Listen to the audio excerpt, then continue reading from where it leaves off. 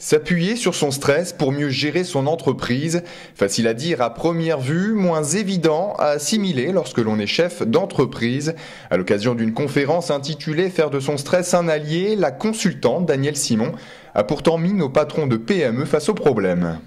Ce qui pour moi est important, c'est de réhabiliter le stress. Je suis une défendresse du stress et comprendre que le stress, il peut, selon ce qu'on en fait, être négatif ou être positif.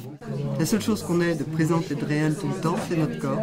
Donc revenir au corps, je crois que c'est vraiment là que ça se gère, au niveau du physique, au niveau de l'émotionnel et au niveau du mental. Se poser, prêter attention au langage du corps, le message de la conférencière a été plutôt bien reçu par les dirigeants. Ce qui est intéressant, c'est qu'on s'aperçoit que le stress, il existe plein d'outils, entre guillemets, plein de méthodes simples qui nous permettent de le contrôler, d'essayer, je veux bien dire d'essayer, de le contrôler le mieux possible. D'ailleurs, certains membres du Challenger Club ne manqueront pas d'utiliser certaines méthodes dans la gestion de leur entreprise. Je ferai à nouveau, effectivement, ce que j'essaye de faire, c'est le stop. Dire à un moment, tu t'emballes, tu pars dans une construction mentale et tu dépenses de l'énergie pour rien. Demain est un autre jour et il y a des tas de choses qu'il faut savoir lâcher.